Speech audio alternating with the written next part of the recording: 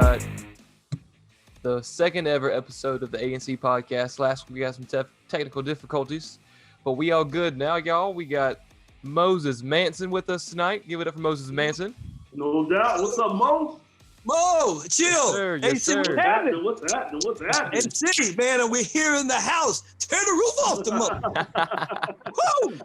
And you got myself, Andrew Campbell. Jim Ross. And Jim you Ross. also got Give it up. ECW original Chili Willie in the house. Oh, All ECW, right. ECW. You know how we No do. doubt. You know how we do it, baby. South Philly, son. All right, guys. The legend. Yeah. Hold on, guys. You guys go ahead. Go ahead. Hold on. Okay. Hold on for me. Just you guys go ahead and start it. Is that Paul problem, Heyman? Chili. No problem, Chili. Yeah, I bet that's Paul Heyman calling him up. He's knocking on the door. Okay, so AC, what's happening, my brother? Yes, sir. I just wanted to, the late and great Hacksaw Butch Reed. He just passed away the other day. Yeah. And I wanted to know if you had any stories with Hacksaw Butch Reed at all. Myself? Yes, sir. Listen, when I was coming up, we were watching all the Southern wrestling, and Butch Reed was one of those guys where he wasn't in the place of the Tony Atlases, the Ernie Ladds, the Coco Bewares, the Junkyard Dogs. Butch Reed had like this whole persona into himself. And then when he started bleaching his hair blonde, it was like, whoa, dude, this is something different. And then he would go out there and like, he would be so mean in his promos. It's like, it was so over. Wow. And, even though I wasn't a big, like ultra fan of Butch Reed, I respected what he did.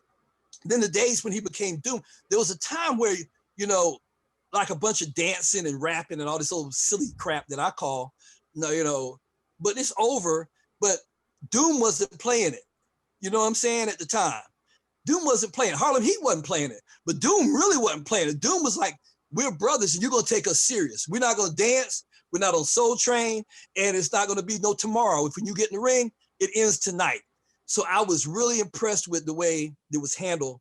And I think Butch Reed played the biggest part in it, and, I got a lot of respect. Rest in heaven, rest in peace, Butch Reed. That's right. That's right. The natural.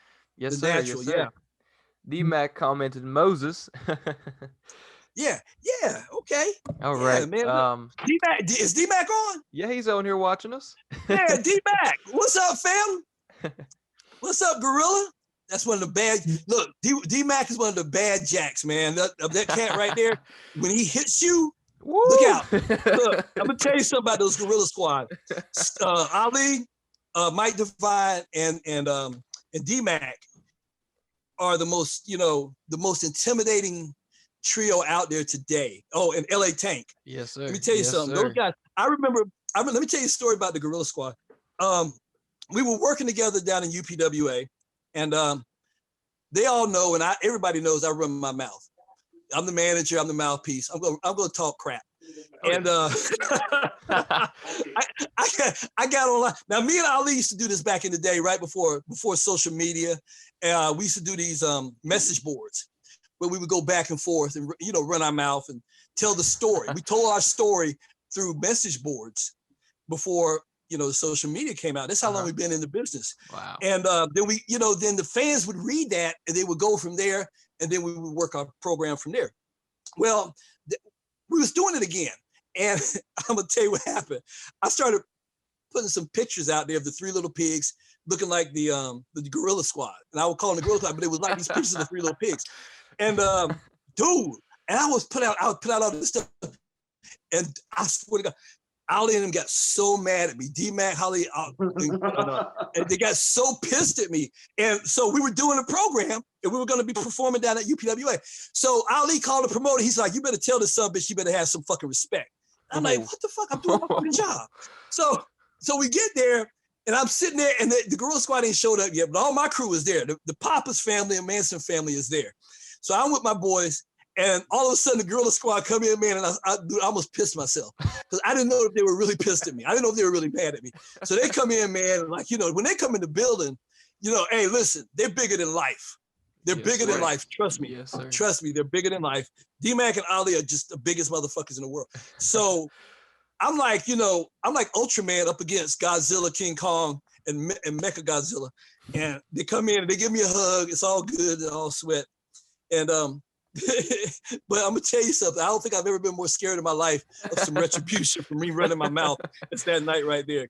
I'm gonna tell you, those guys are literally something to be scared of. God bless them. And I really, and me and Ali go way back. We go before wrestling, before we both got into the business. Oh wow. We go way back, drinking down there on Bragg Boulevard in Fayetteville, North Carolina. But Wow. anyway, big shout out to the Gorilla Squad. Yes, sir. Yes, sir. I got to ask you though, Moses. Since Yeah. you were talking about Michael Devine and the Gorilla Squad, Manson Enterprises and Power Pro. Yeah. You guys. He was what? Big Hess and Power Pro. Big Hess. He was my bodyguard. Listen, you did your homework, motherfucker. Look at you. Big Hess, man. Listen, what happened was I was down there and I was running my mouth a lot, just like I do. And I figured, I said, you know what? And I saw we worked together down in UPWA. Mike Devine and LA Tank had their thing going on. And at the time, I was managing a guy named Tito Raines. Willie, you remember Tito? Yes, yeah. He would short dude, big motherfucker. Tag with Mark James. Exactly. Yeah. Him. The Brute, so we the doing something down at UPWA, and he was working an angle with LA Tank, I think it was. But Mike Devine and all them that was down there. I guess something happened down there, and they weren't booked down there anymore. So I said, well, fuck it, I need to get a bodyguard because I keep running my mouth and blase. So I told Foley, I said, listen, bring me in a bodyguard. I got the perfect guy for it. His name is Mike Devine. So Mike came down, worked the part, and Manson Enterprises, Big Hess was my bodyguard. And dude, we worked magic. We had magic together, and nobody was afraid to do anything like these days. We did hangman matches. We did tie pie matches with the glass in the tape and everything. We had a ball. We had a great time. It was so much fun. Manson Enterprises really went off, and Hess, man, he really got over, and he was able to work his way in and do a whole bunch of other shit. That's great. Down there. That's great. That's awesome. Yeah. And I think, and I'm not gonna take credit for it, but I think that's one of the things that helped launch the Gorilla Squad. Oh yeah. Yes, wow. that's right. I'm saying it, motherfuckers. I said it, motherfucker. Now. Hey, Manson, man. Moses, I got a question for you, brother. What how many people have you managed, and then also what promotions did you like and what promotions you didn't like? I think I've managed over 45 wrestlers. Okay. Wow. It's got to be over 45 wrestlers since I've been doing this. I started off with Ring Warriors Carolina, ACPW with Tracy Gilbert, who's the best person I've ever met in the world. I consider him family. I worked out in Oklahoma with a lot of promotions. I think the worst promotion I ever worked at was APW. Because okay. I think it's in Rockingham. I think reason why is because they weren't ready for what they put me in a position where I was doing storylines, and they wanted to get themselves over. They wanted to be, that promotion everybody talked about, but nobody wanted to take the chance to do the work. Right. Once I said, well, listen, we're going to do this and let's do this and let's do this. Then they started coming up with all these politically correct reasons why they shouldn't do it. It's like, listen, you ask for forgiveness before you ask for permission. You can't fucking do it no other goddamn way. It's just the way it is. If you want to be seen, if you want to be noticed, nobody gets that way from just doing what everybody wants to do. Right. Other than that, I in the very beginning, it wasn't just me, but a lot of people kind of had problems with Ring Wars Carolina. And I think it was because we were just starting out at the time, and they were funky about wanting to pay, the younger guys. Which Ring I was younger. That's nice. That's nice. Eddie Brown's. Yeah. Let me tell you real quick on that. Yeah. I have a stepson. My ex-wife. Her son, Rip Cannon. You guys watch out for this guy. Rip Cannon. All right. But anyway, go ahead. I just had to plug that. Yeah. Okay. Is he at Ring Wars? Mm-hmm. Okay. Just starting out. Yeah. Well, listen. He's starting out as Go ahead. Well, I'm not saying the training isn't good. Eddie, for the most part, I don't have any problem with Eddie personally, not these days. Right. Back in the day, I did because of what the pay situation was. And the people I was coming up with, the Dream Lovers, Dan Messina, Charlie Hicks, Justin, Justin Orphis, who, used to go by, different name back then. Dax Harwood, who's on every Wednesday night these days. Right. We were all part of the Dawson brothers. We were all coming up together, and we felt like we were being shitted on at the time and lied to and a bunch of stuff. But like I said, that's old school under the bridge. But the training, it wasn't like the training wasn't there, man. Eddie, and especially Hang Time, Tony James, I got to put him over. A lot of people got a lot to say about him, but let me tell you something. He really helped me personally along the way. He showed me a lot of things. He helped me. I'm gonna tell you what he would do. Because nobody really wanted to take time with me except for Stroh, Rob Kellum. Stroh was the only person who really wanted to take time with me, him and Tracy Gilbert.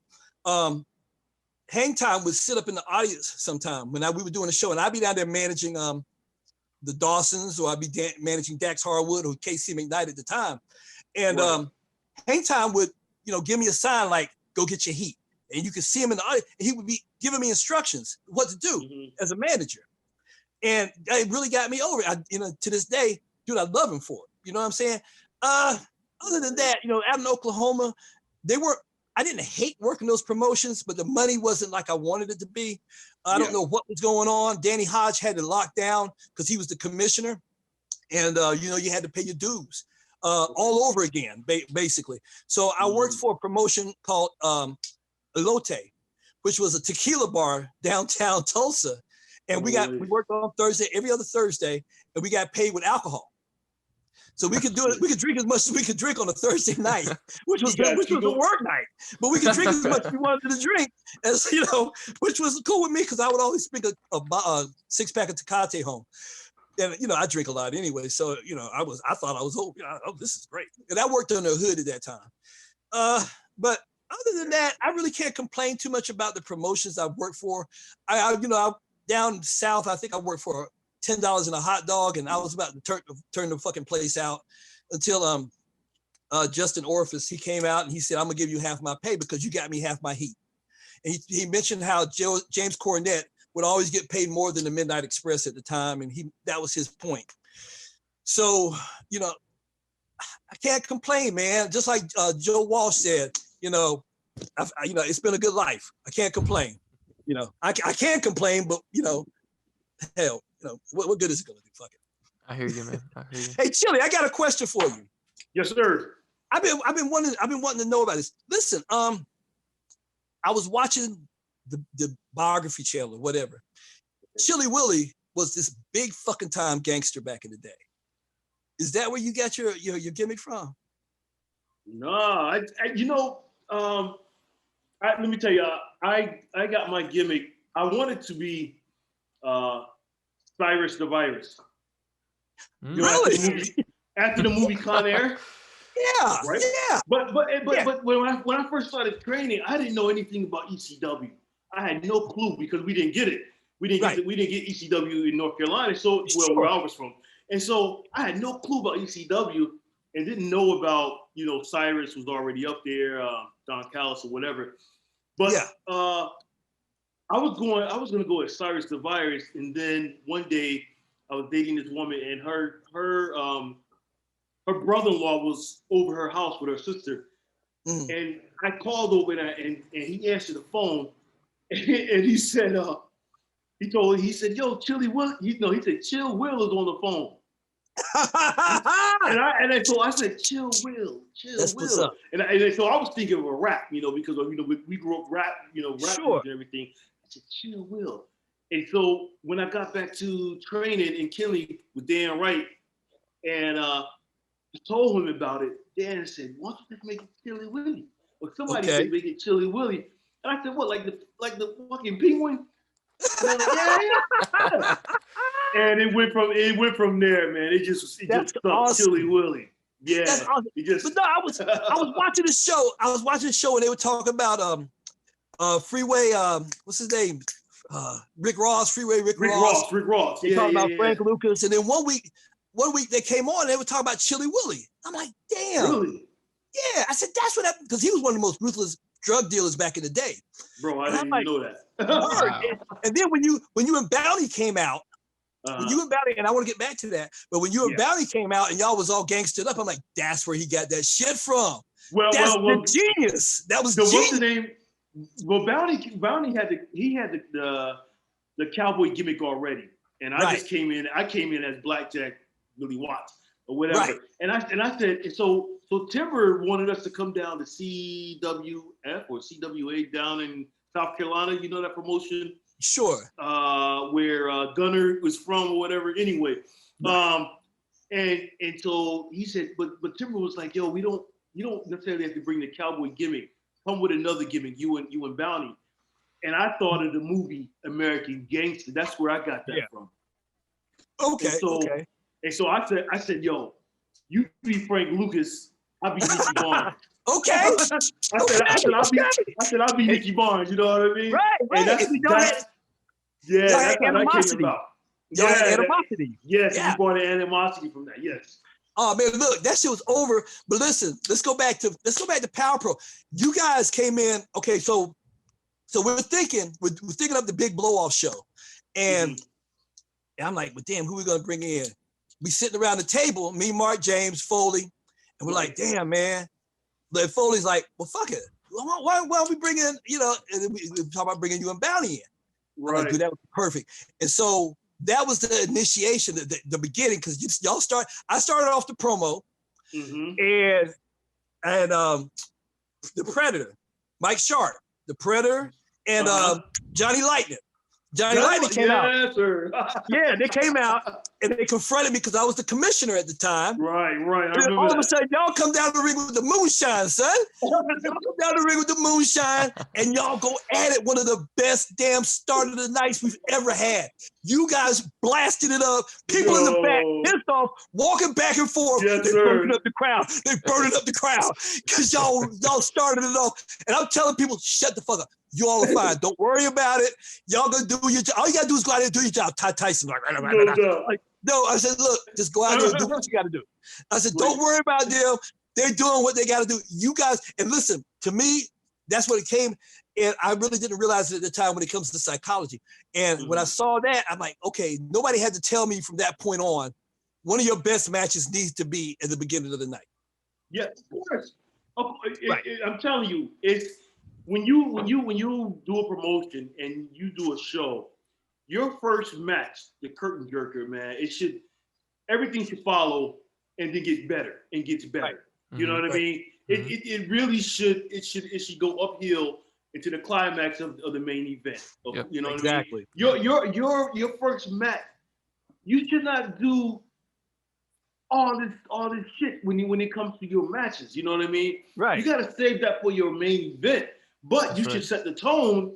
The first match sets the tone, gets the people going, gets the crowd going, get them to buy more beer, more popcorn, whatever it is.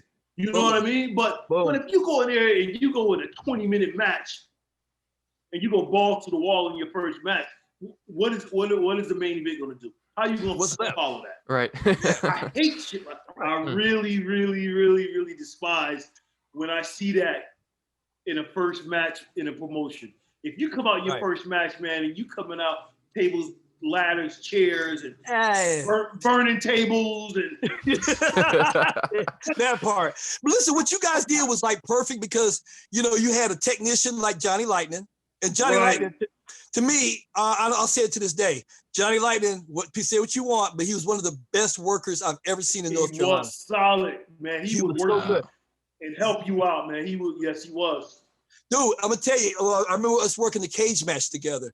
It was like the Suicide Steel Chamber, and I'm like, dude, I got to get somebody to work me so I can start juicing. Johnny was the guy I went to, and dude, when he does it, I'm breaking kayfabe, and I'm gonna go ahead. It's okay. Can I do that? Yeah, break kayfabe. Go ahead. Okay, so he sticks it in. He sticks it in right here, and he twists and pulls. No doubt. Oh, boy, look, it's like every blood everywhere, bro. It's like every fucking way. But Johnny was solid. And Mike, tell you what, Predator, Mike was like a powerhouse. And he would and it was like the perfect it was perfect for you two because Bounty was like bigger than life, and you're the legend. You're fucking Chili Willy. Come give me a fucking break, right? So the way that match came together, I wanted to see a whole series. The series of matches you guys could have had in Power Pro, bro. You know, get the fuck out of here, man. Come on, y'all. You know, because I mean, seriously, man. Seriously, y'all. Bounty, and I love Bounty. I didn't think he ever liked me though. I don't know why. I just didn't think Bounty cared that much for me. You told me that before. Yeah, because I kind of stayed out of his way. I tried to shake his hand and show my respect up at Dan Wright's shows, but it was like I don't know if it was the way I came into the business or he just didn't like light-skinned motherfuckers. But if that's the case, he didn't like my ass. But because all us light-skinned guys got to stick together. No doubt. But I mean, I just tried to stay out of his way, and he really never came and, you know, maybe gave me any warm welcome. But, you know, hey, I love Bounty to this day, man. Right. Yeah, anyway. Did you guys ever work each other? Who's that? You and Chili, you and Moses. No. Because I was always staying away from them motherfuckers. I'm a manager. I wasn't about to fuck. Yeah, I've only known Moses as a manager. Okay. Yeah, I'm just a man. But you know, like what I would do is piss people off for 6 months, and then the baby would get me in the ring into a death match or a cage match or one of these crazy blow off matches where I get my ass kicked and bleed everywhere, and that would be the blow off. But other than Oklahoma, I really didn't. I worked up on the hood there as Brother Voodoo, and yeah. Other than that, I'm just a manager, bro. I'm not about to get in that ring and I don't know a fucking toe hold from an arm bar, but I could pick up a chair or a gimmick and I could bust a motherfucker over the head, and I know how to take a hit over the head. You know, I know how to kick. I can get my ass kicked and bump. I can bump my ass off all day long. But you know, when it comes to giving heat, nah, bro, that's guys that I managed. That's them young motherfuckers, bro. Hey, Moses, let them take a chair shot for $25. That part right there. That part right there. Chili, what's up? That part. Bro, let me tell you one time, man, one of my best friends, Mark James. Right.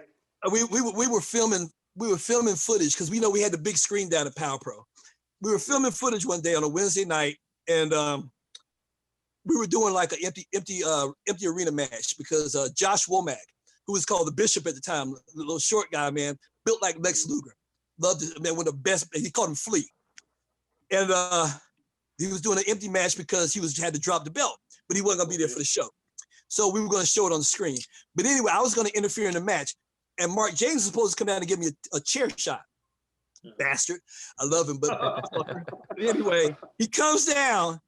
He gives me the chair shot. I've been water chair, and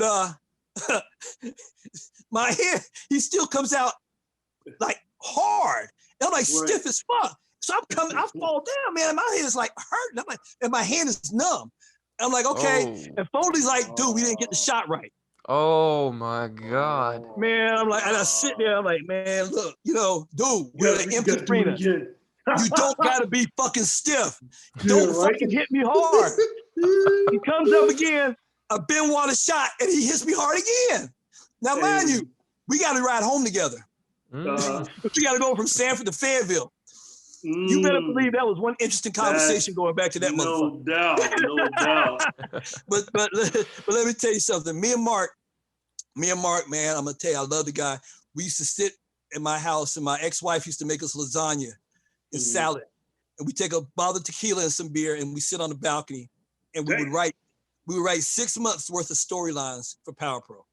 Really? And and then we push them through up the ladder at that point, and it was magic. It was absolutely magic. It was one of the greatest experiences in my life, I gotta say. And I see my old commanders online, Mark Segovia. Hey, sir, how's it going? Love you.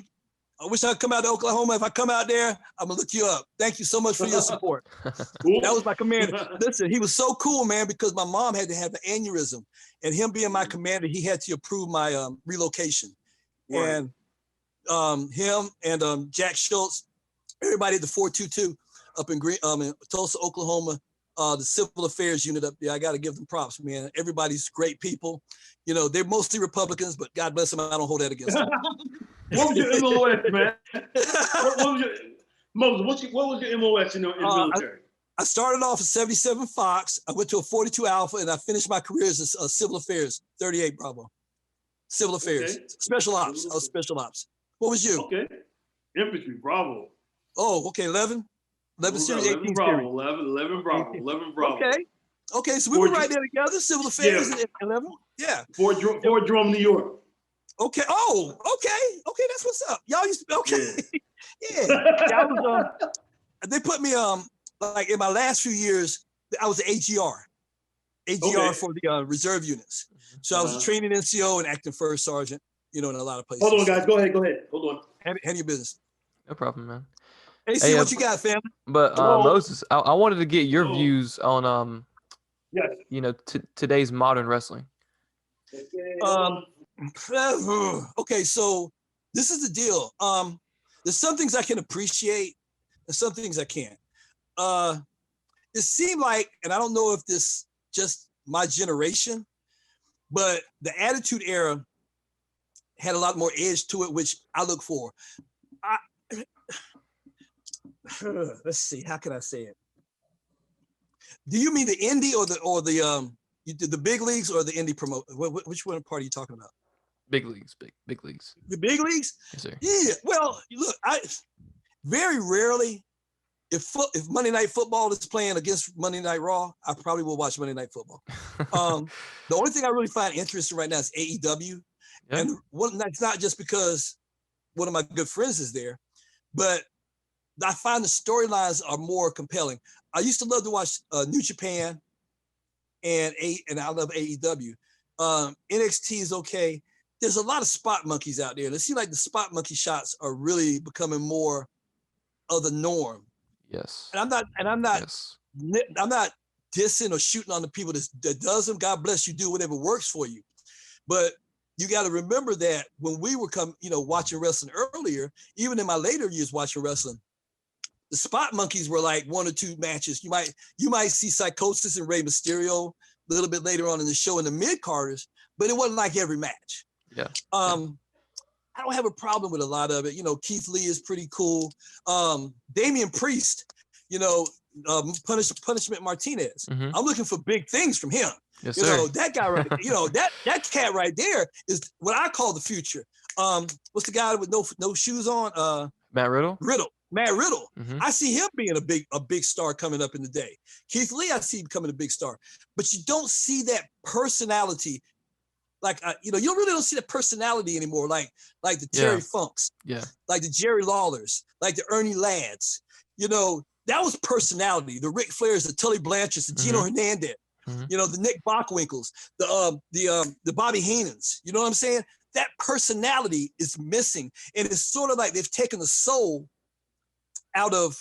It's sort of like, okay, I'm gonna give you for instance.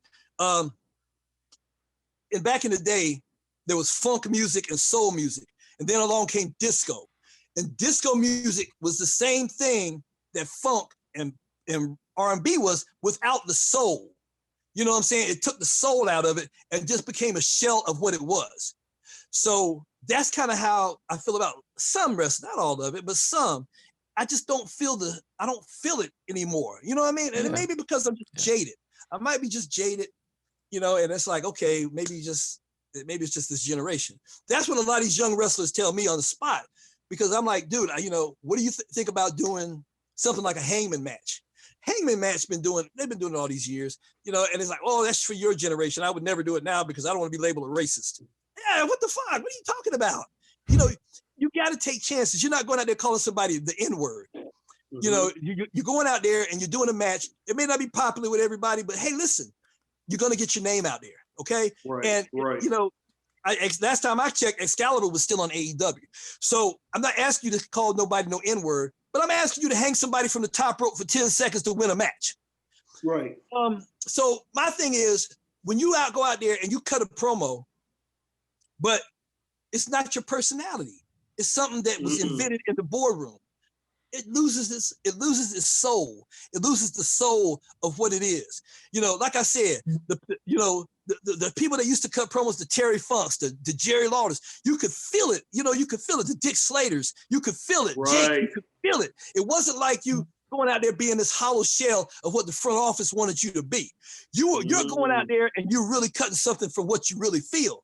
Now, either they faked it real good or they were really going through it.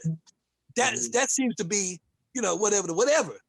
But, you know, these days, I can't get Drew McIntyre. I'm like, motherfucker, you're boring as hell. Right. No charisma. No charisma. No, none. No, I don't give a fuck about your matches. Kevin Owens, he's a decent wrestler, but his promos are fake. He uses Stone Cold Steve Austin stunner, man. Come on. When Stone Cold would cut a promo, boom, you could feel it. The Rock cut a promo, you could feel it. But that was the last generation. Shawn Michaels would be out there, and bro, you could feel it coming. But that generation is gone. The Attitude Generation is gone. The NWO is gone. Scott Hall's promos are gone. Kevin Nash's realness is gone. Everything seems so Memphis now. It's just not. It's not the soul which attracts you anymore. I would rather watch somebody in Japan giving me Japanese promos and feel it than an American promo and not feel it. Exactly. That's why I like to see. For me, I like to see Dak Hardwood on AEW when he cut a promo. Yeah. Because not only because we wrestled together or he's from North Carolina, but you feel him. You feel that brother when he cuts the promo. It's like old school. It's like throwback. You know what I mean? Sure. And now, you know, when you look at like WWE sometimes, you know, and I look, and even with Roman Reigns, and I like Roman Reigns, man. I like him. Oh, I love him. Yeah. His promos are pretty decent. Oh yeah. You know, I can understand, and I can start to feel his. You know, he want to put a foot in your ass, but still, you know, it's like they don't give him enough. I don't know. It's just like I don't know, man. I don't know what's going on. I know I know everyone's supposed to change with the times. Sure. But everything now just seems so lollipop, man. It's like rap used to be when it first started. And now look at rap now. That part right there. Let me tell you, you know what impressed me the most? I think the last decent promo I saw was when John Cena come out there. He come out there and confronted Roman Reigns. And Roman couldn't get his promo together, and Cena shot on him about it. Remember that? I think so. Yeah. He shot on him. He's like, it's called a promo for a reason. And it was like right there to me. I'm like, oh. He said something. It's also like he said. It's also like he said something to the fact you ain't here now with the big boys or something like that. Sure. And I was like, yo, he really shoot. That's the only way he really shot. It seems like that's the only way you're gonna get over now is to shoot on what's going on. And see, people like, you know, if they can bring that kind of feeling and that so bad. That's why I'm looking to do it Shockwave. I got this group going on in there, and we're called Helter Skelter. And it's a group of like these, you know, these kids, and they're just misfits, and they're powerful.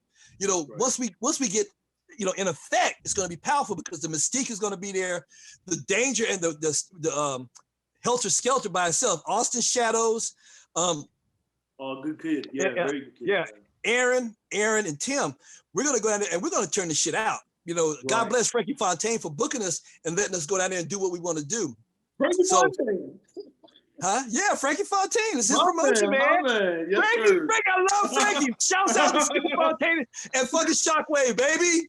You know what I'm saying? Aaron Ackerman, man. Listen, Malcolm Dark, Austin Shadows, Church Hill. Yeah. Bro, we're going to go out there and we're going to turn out. And then coming up down at UPWA, Steven Strick and Cave Sedal. Oh, that's right, Cave Sedal. I can't forget my nigga Cave Sedal. That's my boy. Listen, let me tell you, Cave Sedal is the white Malcolm X. Cave Sedal, don't fuck with Cave Sedal. Let me tell you something. Let me tell you guys out there, whoever's watching out there in social media land, if you make an enemy of Cave Sedal, you're in for a long night. Because he's not gonna play with you. He's gonna put you out there. It might get him kicked off of social media. He'll just open up another account. He'll open up another account and tear your ass up. That's just my boy. That's what you do. Nice. But anyway, Donald Brower is gonna bring us down there to UPWA coming up in later. And damn, Chili, I wish you were here, man. God knows. No doubt. Man, listen, you know, so, you know, we're trying to bring that back. I'm gonna try to see if I can bring it back and see if it gets receptive. I'm gonna bring my feeling. I tell all the guys, put your feelings into what's gonna go out there. Because that's what the crowd feels. That's why I think, honest to God, not putting myself over, but I think that's what made me go, be good for so long, because Ricky Morton told me when I first started, he said, don't watch the other managers. Don't watch the wrestlers and nothing like that. Watch Southern Evangelist. Southern Television Evangelist. Watch the like Jerry Falwell and really? And Reverend, go look at Reverend Ike's old shit. He said, watch TV Evangelist, preacher man, and go out there and emulate them, but not another. I never heard that before. Nice. Man, Ricky will drop that knowledge, son. Wow. That's some knowledge right there. Ricky would drop that knowledge. And he came down a lot back in the day. He would come down all the time. And I'm gonna tell you, he was one of the best people for the promotion we were at. Tracy Gilbert's ACPW. I would come out there. We would do shows at Clinton Pawn Shop on Wednesday nights. I remember seeing Ricky out there holding a sign out in the street, advertising the show. I swear to God, no lie to you, man. Ricky would promote the shows there all the time. Me and him walked through Cross Creek Mall in Fayetteville, man, just handing out flyers and everything. Dude, Ricky was a big part. Stro, WCW, the Maestro, Papa. Man, listen, I can't owe him enough. He was, when people were like, Moses, he ain't gonna pay no money. I didn't have the money to pay. I had kids. I was only in the Army. So he's like, dude, just work across from me every show. If you work across from me every show, I'll teach you everything you need to know. That's good. And one time, I hit him. I remember one time we were doing an outside show and there was a drill. They had a drill up there because they were putting the ring up with this power drill. And I took it and I was working it on his stomach. And he heard it, but he didn't feel it, but he heard it. And he blacked out. He got that blank look on his face, picked up a chair. Right. He threw the chair straight at my nose. Ooh. Damn. But man, listen, that's my brother. My mom makes meatloaf for him all when he comes to town. Nice. And we take trips up to New Jersey and do shows up there for UPWA. But I got plenty. That's good. Look, I can say this. I've met more good people like Broderick McQueen. Broderick, my man. Yeah, right. Broderick, man, where is that miss, my nigga? Man, anyway, I know. Yo, I met better people, like you, Chili, or whatever. I met better people than I have met bad people. And, I complain. I used to complain a lot, but I can't, I honest to God, I can't complain. It's been a hell of a journey, man, Right. And, I know that a lot of people bitch and complain. Dude, if you want to quit. Right. Do yourself a favor, get the hell out of it. Stop saying you're going to quit and stick around, because all you're doing is poisoning everybody else. That's toxic shit, Toxic shit, man. And look, stop running backyard ass promotions. Look, I send motherfuckers down there and I was like, okay, I'm gonna help you guys out. And I booked the people that need to be booked. God bless him, rest in heaven. Shane Martin. I did 2 memorial shows for him in APW.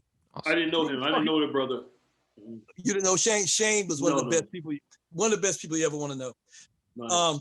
The biggest crowd these guys ever had, didn't appreciate it worth a fuck, because they're not used to it. Wow. They're not used to getting other people booked in. I book all these outside people in that draws a crowd, sold out 20 minutes. Next thing I know, sold out 20 fucking minutes. We need more chairs. Yeah. So, then you run these backyard promotions, you book people down there, you pay them $5. Man, come on, dude. This guy's coming from fucking Greensboro down to Rockingham. You're going to give him $5. Yeah, and I got him calling me. Yeah, I'm like, man, don't call me about this backyard shit no goddamn more. I'm not a part of that shit. I had nothing to do with it. Yeah, but see, the thing about it is, in my opinion, they're afraid to grow. So listen, you don't have to lie on me. You don't have to shit me out of my money. But what you won't do is fuck with me like that. Exactly. What happens after this? Now everything goes downhill for you. Right. It goes downhill for you. Because, hey, listen, I'm not nobody, but guess what? I know somebody. That knows somebody. That knows somebody. That part. That's the thing with I think with we as wrestlers, man, and managers, we should really, really hold these motherfucking promoters accountable. Yeah. For that bullshit, you know what I mean? That $5 no pay shit, I can't stand for that shit, man. I have a real problem with that. You know what I mean? Now, if I wrestle, if I tell you, okay, Moses, I'm going to wrestle for your promotion, don't worry about paying me. That's something different. Yeah. That's totally something different. Yeah. Because I done made my name. I made my name. I did what I wanted to do. I've been up top. Whatever. But don't assume that. If we haven't talked about it, don't assume it. And then if you are new, like Andrew just started to come out. Don't tell him, yo, Andrew, I want you on my show, and then you're gonna pay him $5, or you don't pay him nothing. No. To me, Andrew has the right to bust you right in the face. Slam in your mouth. You know what I mean? That shit happened, and I don't like that shit. You know what I mean? I didn't tolerate it. You know what I mean? And I would tell any wrestler who's listening to this podcast, man, any wrestler, woman, transgender, whatever. If a motherfucking promoter don't pay you, you hit that motherfucker. Catch a charge. Whatever. Hit that motherfucker. For real. Thank you. And see, this is the thing about it, Chili, and I totally fucking agree with you, because in this day and time, you don't play like that. Nobody want to play. Nobody trying to play them damn games. Man. Andrew he said he been training for 2 years. Listen, I'm gonna tell you what I used to do. I would tell a promoter if I didn't ask them to be booked, and I wanted to be booked, and I asked them to book me, I tell them this. Okay, listen, I'm gonna give you the first show. I'll go ahead and do that. Right. And then if I'm over with your crowd, next show you book me at, you pay me what I want. Okay, let's do it like that. But listen, I was just that confident in my talent that I know I could go out there and I could get that heat. Right. I could go out there and get the heat, and I was guaranteed pay next time. Yeah. You know what I'm saying? I can guarantee that, because if you don't book me a second time, that's cool. Somebody else will. I remember, I'll never fucking forget it. I got fired over the internet. I got Ringwars Carolina fired me over the internet. What? They called me a virtually unknown manager, and good luck in my future endeavors. So I wait about a week, contact KC McKnight, who's Dax Harwood. I'm like, what's up, bro? And he's like, I'm sick of these motherfuckers too. So me and Dax Harwood we got booked everywhere. Wow. Henry Dean booked us. Rob McBride booked us. CWF booked us. Brad Stutt booked us. All these damn promotions booked me and KC McKnight, who was Dax Harwood, and me and that motherfucker ran up and down the motherfucking East Coast. North Carolina, up and down from north to south, running shit, because we got fired from Ring Wars Carolina. So I tell wrestlers out there, when you get fired from somewhere, it's a door opening somewhere else. Trusting your talent. Trusting your talent. Don't be stagnated because these motherfuckers tell you stagnated. Yeah, dude, you're not stagnated. Yeah. You know what I'm saying? If you got that talent and you got it going on, believe in yourself. Guess what? We went to Rob McBride's promotion out in Riders and almost caused a riot. I was like, oh, wait a minute. You motherfuckers ready to kill her. And he was wearing pink. Man, look, bro, look. Don't go out there and second guess yourself these days, because let me tell you something. What one man's treasure is another man's trash. But God knows this. If you have confidence in yourself and you know you can do it, don't depend on nobody else to get you over. That's right. Yes, that's right. I'm gonna kayfabe my age, but listen, I started when I was 38 years old. Okay. Which is very late in the game. But, I was out there one night with Ooga Booga. Ooga Booga was across the ring from me and Aaron Devil. It was my first night in ACPW. They told me what to do. Barbarian was in the locker room. Barbie was there. Ricky Morton was there. And they told me some things. Went out there and did it. Next thing I know, the promoter's telling me, come back anytime you want. Right. Wow. That's it right there. But then, mind you, I didn't get paid for another year, but but it was my first year. Right. People like East Coast Bodily Harm, people like that, Chuck and Reno, they all looked out for me, man. They were like, I'm gonna take care of this little nigga, man. I'm gonna make sure he's squared away. And I was. They told me how to throw fireballs at people, and and told me who to stay away from. Ricky Morton is like, watch people who you're around, because that reflects on you. That's when you call people powder monkeys. But that is true, man. That is true. Listen, I've been blessed though. I've been blessed. And, you know, and like I said, man, you know, people that you don't think twice about you, like you, Chili. You know, I'm like, well, man, we both got a background. I think we were at a show down near the beach somewhere one time. We really connected at that show. Yeah, and, probably. Which one was it? The one with Jimbo at was that at Myrtle Beach? No, it was one. Yeah, it was down there. Was it Charlotte? Was it Charlotte? It was down because Carino's son was on the card. Carino's son was on the card, and I know we were in one locker room, and you had to go around, and it was in a gym or something like that. And we were both there together. You weren't there. Bounty wasn't there, but you were there. We started talking. We talked about the military and everything. And I'm like, damn, man. You know, I'm talking with the ECW legend, just like he's, you know, part of the family. And we've been close ever since then. And like, those are the kind of friendships, man, I treasure from this business more than I treasure any cent that I've ever made. Right. You know, and I think you know, those are the things. You know, it's those little things, man. That's basically outside the ring. You know what I mean? And you know, I would always say also, you know, for young wrestlers coming up, man, you know, you got to make a name for yourself. Like you said, either you're gonna have someone respect you, or you're gonna have someone disrespect you. I told for people to respect me. You know what I mean? No matter what, you know. So. I'd rather for someone to say, hey, you know, Chili's stiff, than to say, hey, you know, he's soft in the ring, and then, you know, because some people can take that as a weakness. I'm not telling people to go out to be stiff, but some people can take that as a weakness. Yeah. They can take that as a weakness, you know what I mean? But hey, you know, the thing is, if we have an issue and we have an issue outside the ring, you know, you won't think twice, you know what I mean? Because you know you're gonna be in a fight, you know, and I'd rather for that to happen than for someone to overstep their boundaries with me and take advantage of me, and then if one person does it, then it becomes a trickle effect. A lot of people do it. Then you have no respect. Your name is shit in the business. You know what I mean? You have no backbone, and so you know, going back to the promoter shit, you know, you gotta have some type of backbone where, you know, hey, let them motherfuckers know if they don't pay you, it's gonna be some issues. Exactly. Now I'm putting this out there as a devil's advocate too.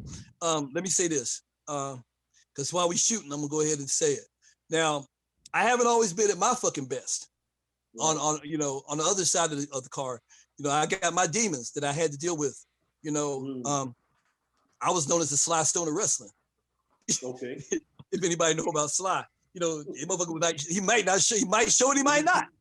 So motherfuckers was, you know, I was a Sly Stone of wrestling, man, a Rick James of wrestling. So, you know, I dealt with my demons because when it was going on, there was a lot of other stuff going on.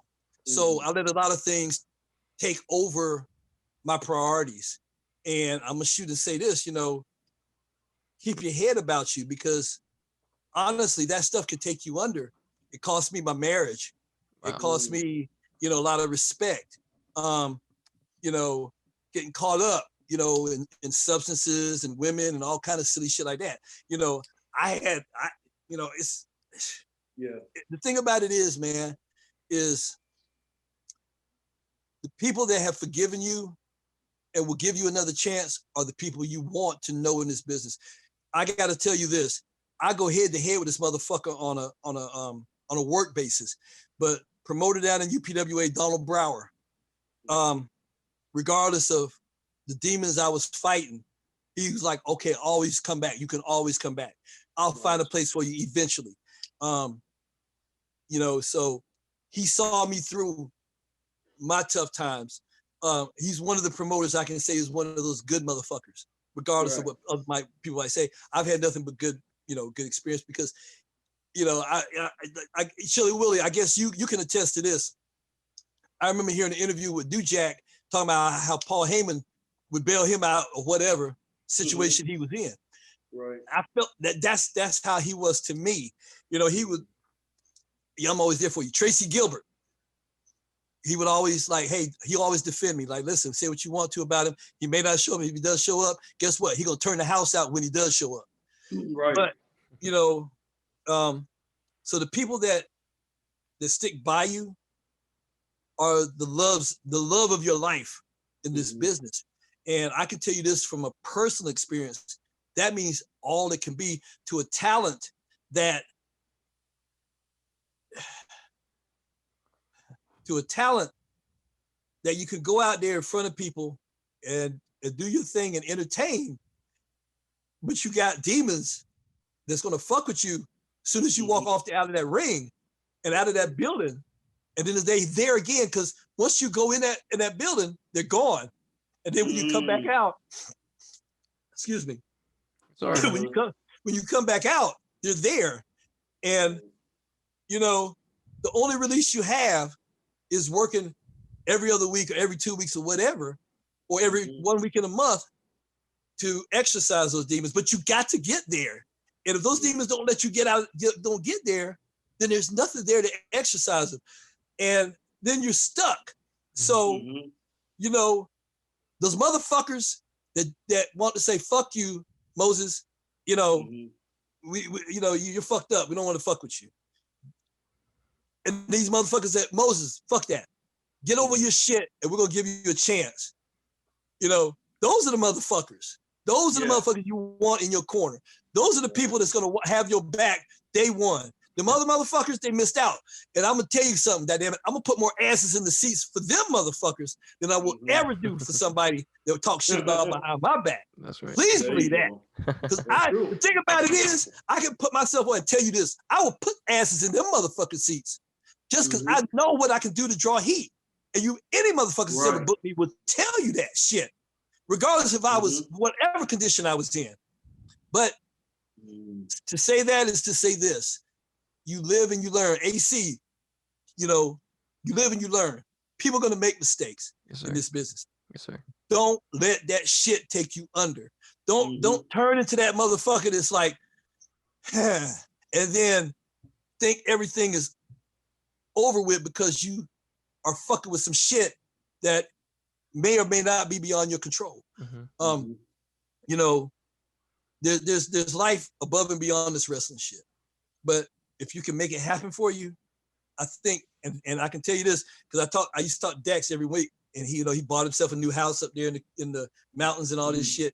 Listen, there's no better money when you work on a Wednesday night. There's no better money when you work on a Wednesday night. And my son, man, my son looks like a BlackBerry window. Mommy in his prime, his motherfucker's like has bowling balls for shoulders and chest and everything. Man. And God bless him, man. He's down there in Charlotte. And I'm like, David, come on, man, please get in the wrestling. He's like, man, fuck that. I rather do these gay balls and all that shit. So I'm like, but listen, he turns them motherfuckers out too. He's a performer too. He goes out there, man, and he, they got him pretty boy of the month. That's you know what I'm saying? He's a pretty boy. That's him. Fuck it. No, hey, I love you, boo. That's my nigga, man. And my oldest daughter, she was doing the movie things down in New Orleans, working for nice. Amazon Studios. Yeah. Whoa. Yeah. And my youngest daughter, she used to be able to call matches when she was 11 years old. She like, Dad, he fucked up that spot. Damn. Why did you do that? That shit don't make no damn sense. 11 years old, she's telling me how the motherfucker don't know how to do psychology in the ring. Tell me I didn't raise the motherfuckers right. Damn, that's good shit. Much love. Oh shit. Hey Moses, so I got to ask you though, how did you start in the business? Well, okay, so what happened was I was living in Spring Lake, North Carolina. But before that, me and a guy named Tito Raines, we went to a show of Pure Lady Fayetteville, North Carolina, saw Dennis Nemesis out there working the show with a guy named Laz at the time. Yeah, Laz. Yeah, there you go. Laz. Yeah, so that's who I trained with. Okay, so that was up. So we watched that match, and I was like, very interested. Never wanted to get into the business. Fast forward, I was living out in Spring Lake, North Carolina. Abdullah the Butcher was putting on a show in, It's outside of Clinton. I can't remember the name of the town, but it's right outside of Clinton. But him, Abdullah the Butcher, Justin Fishi, which was I ended up managing eventually, and Ooga Booga was doing a three-way match. And me and one of my neighbors, I was a mark at the time, and my neighbor was a serious mark from fucking Philly. So he was like all ECW hardcore and shit. So he comes and brings me the flyer because they put it on his car at Walmart. He's like, man, we got to go see this show. We got to see this show. We got to go. I'm like, okay, man, let's go. Fuck it. You paying? Sure, I'm gonna pay. So we got in the car, man. We drove up there to the show. And at the time, I've always been into metal music, like Judas Priest, Black Sabbath, Iron Maiden, groups like that. So I was rocking my shit. I had my finger iron on. I had my fucking shit. You know what I'm saying? It's not like I am now. I'm like fucking Tony Soprano here. But I'm like, here, man, I used to have all my shit on. And my metal shirt. So I'm in the audience, you know what I'm saying? And back then I was like 215 back then. 5'11", 216. And that's when we were selling VHS tapes over the internet. So I went to one of the tables, saw the VHS tape, grabbed a couple, and the little did I know, the guy behind the counter was a promoter, Aaron Devil, Jeff Patton back in the day. And so anyway, got my tape, sat down, and the show started. Anyway, they were recording the show. East Coast Bodily Harm. They were a tag team, Chuck and Reno. They would come down to the ring on their motorcycles. Well, yeah, they were bad motherfuckers now. So they come down to the ring, and so they walk around, and they knew how to get heat. Boy, look at here. So one of the motherfuckers jumped up in my face, trying to get heat. I took my folding chair, folded up, slammed it on the ground, and said, "What's up?" It wasn't a shoot. I was just, I was working. Yeah. But I did. And so, it was Reno. I don't know if you remember Reno, Willie, but Reno was like 5'8". So I was, it was like I was standing over him like, what are you trying to do? And he's like 5'8", I'm 5'11". Anyway, so about a week later, I got a message in my email, and it was from one of the promoters, because I had been buying tapes from him, like I said. And he said, listen, would you be interested in training to be a professional wrestler? I told him no. And so he's like, well, why? I said, because I don't have the money. I got kids. I can't afford to do that shit. Right. And he's like, well, listen, what if I tell you? And so he said, okay. He waited about 3 days later. He hit me up again. He said, well, what if I tell you, we'll take care of all that, and you just come out? He said, I'm looking for a mouthpiece. I'm looking for a manager to be a part of my group. It's called Hell's First Family. And we're looking for a different kind of look for a manager. So if we want you to be a black satanic minister. And I'm like, well, okay. Hell no. I'm really not going to do it. And so he's like, well, why? I'm like, because I don't know what I do. I said, and if I fuck it up, it's going to make me hate this shit forever. And I love wrestling too much not to do it.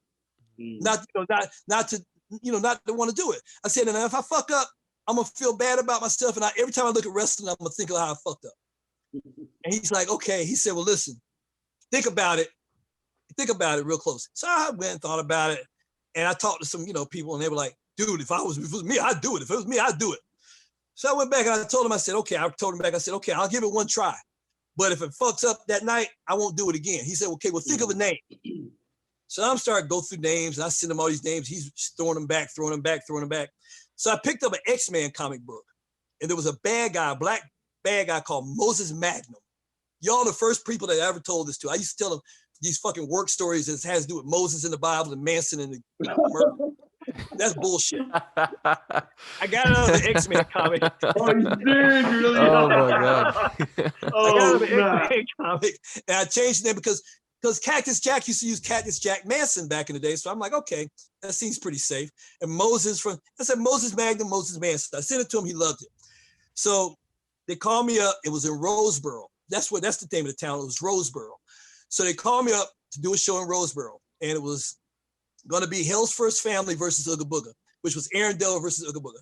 At the time, Aaron Devil, Jeff Patton, smoked a lot of cigarettes. And he would blow up maybe 45 seconds into the match. Oh my God. Yeah, I'm talking about blow up. And when I say blow up, I ain't just fucking bullshitting you. I'm talking about blow up big fucking time. Hey, you remember PT tests, Willie? Chill. You remember those PT tests?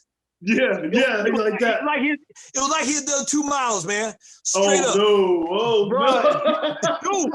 So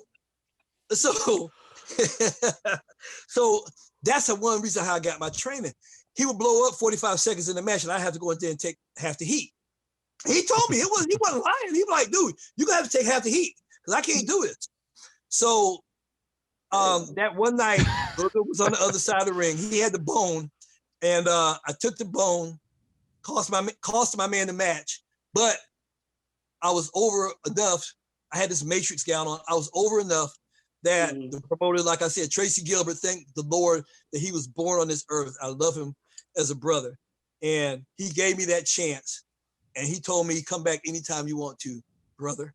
And when he called me brother, I knew at that point that I was a part of something bigger than just, going out there. And ever since then, and like I said, Barbie was there.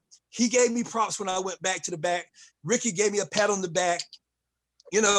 Every other child, the Dream Lovers, Charlie and Dr. Love and the Dawsons, all of us was back there, and everybody was like, "Damn, dude, it's your first time. It's your first time."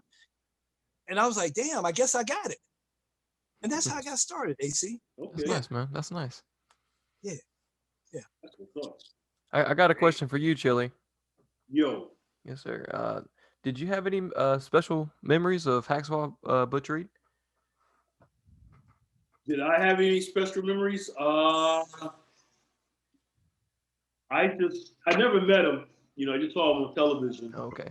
I just used to like when he was wrestling with Ron Simmons, but that was like, after he was like in like the NWA or stuff like that. Okay. But I just remember him saying, the big soup bones, that always stuck in my mind, the soup bones, and I love Butch Reed, man. I thought he was a good, great wrestler. Yeah. When I look at him, I look at Tony Atlas, I look at Rocky Johnson, those guys. That guy. I know, and I know within my heart, man, they could have went further. Yeah. In their careers, and thank God for Ron Simmons, man, and at his time when he came along, you know what I mean? He pushed the envelope, Booker T, but Butch Reed, man, back in the day, man, he was a big cat, man, and he was back there with the Ernie Ladd and all them guys. But, that's my boy. There was some good, some hard hitting jokers. Hey, have you guys ever watched Ernie Ladd's old promos? Oh yeah. Hey, you know what? No, I haven't. I need to go back and research. Look, that son of a bitch was the most racist. He cut the most racist promos. I used to love him. I would love, dude. He told Tony Adams go back to Africa.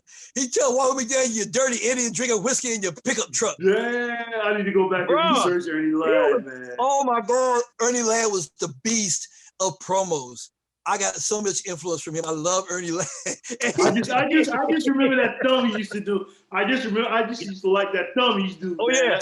That shit was awesome. And let me tell you who else was very underrated, man. Still now, man. With just a lot of them. But Wahoo McDaniel. Oh man, listen. Man. Wahoo would make you feel it, wouldn't he? Wahoo would make you feel it. He'd make you feel it. They say the who, when Ric Flair does the chop, but he got that shit from Wahoo. Yes, he did. I heard one time Wahoo chopped Gene Anderson and knocked Gene Anderson's teeth back in his mouth. Oh my God. And Gene Anderson wrestled the rest of the match. And then when he came to the back, he pushed his teeth back out. This is a story Ole told. He pushed his teeth back out where they were supposed to be, out of his gum. Wow. That's how tough those guys were back in the day. I like to see Drew McIntyre try that shit. Damn. Shit. Hey, I got a question for you guys. Yes, sir. How forward are you looking? Are you looking forward to The Rock's new TV show? What TV show? I don't know. I can't get it here in the Philippines. I don't know. It's what? Damn. Young Rock? Yeah, Young Rock. Yeah. Okay. Really? Yeah. So chill. Check it out. So The Rock has a new TV show coming out by the makers of Fresh Off the Boat. And Rocky is the story of Rocky Johnson growing up. Oh, okay. I did see something about him and his mom was playing the little ukulele, but I didn't know what it was all about. Yeah. I just saw something about that. He's got guys in there looks like his dad, Andre the Giant, Junkyard Dog. You know what I'm saying? Yeah, man. Oh my God. Samoans, the wild Samoans. It's gonna be the shit, man. I think it starts. What channel is that coming on? Is it on Fox or is it on? AT, help me out. NBC. Yeah. I don't think we get that here. I have to look for it. Maybe somebody can get it, or I can get it on YouTube or something. I don't know. You got a Fire Stick? No. We don't have. I don't even think they use that here. You know, shit. If they do, I'll send you one, man. Fuck it. Yeah. I need to get that. But maybe they have it. I'm not into it, But I want to check that out. Yeah, it looks like it's going to be amazing, dude. I mean, it looks because it's just like it chronicles his life, growing up. Mm-hmm. And, right. You know how he had a mustache at 15 years old.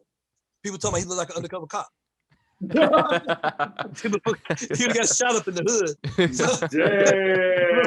Damn. Back in Hollywood Heights in the Fairville, Hollywood Heights. Right, yeah. Okay. So I got a question for you, Moses. Going back to your Moses Manson, man, I was trying to figure out where you got the name from. I thought you got the name from Charlie Manson.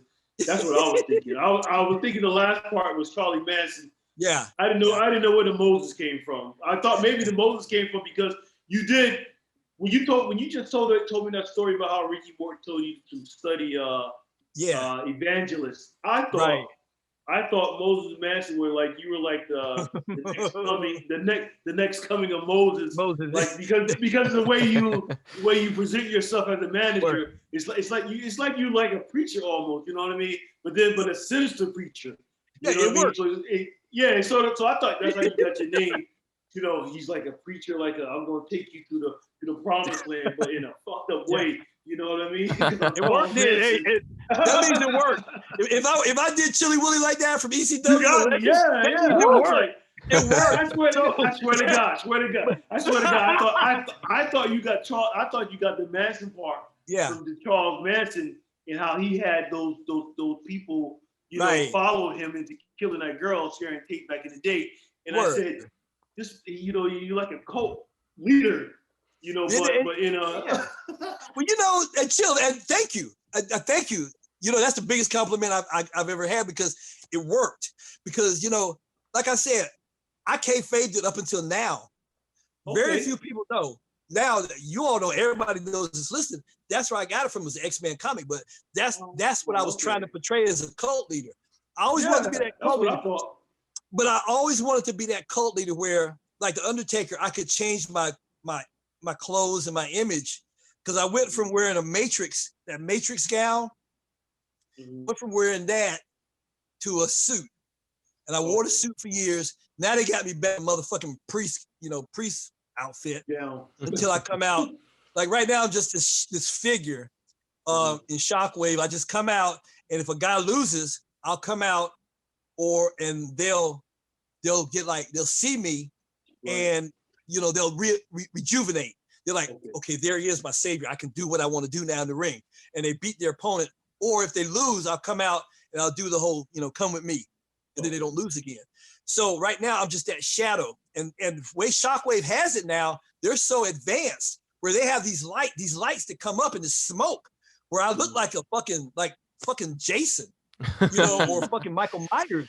And I come out, dude, it's just like all this fucking smoke, and they're promoting. They haven't even officially put me out there yet. The only thing that comes up is Helter Skelter, Helter Skelter, Helter Skelter. And we're coming. And these guys that I work with, one of them has the face all painted up all crazy.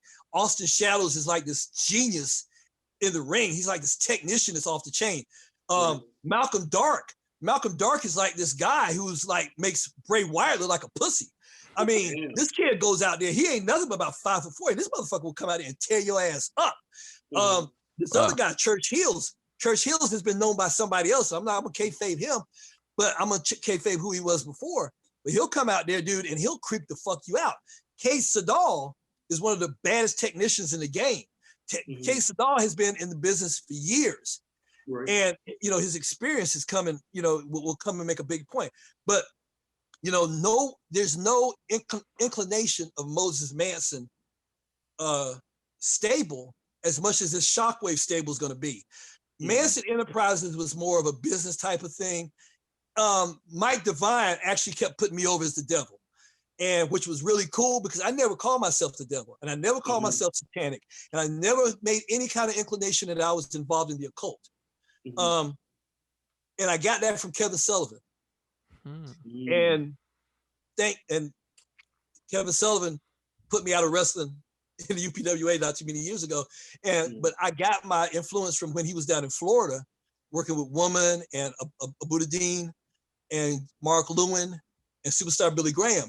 He never mentioned Satan. He never mentioned the Taskmaster. He never mentioned the devil or nothing like that. And I don't either, because I'm a Christian.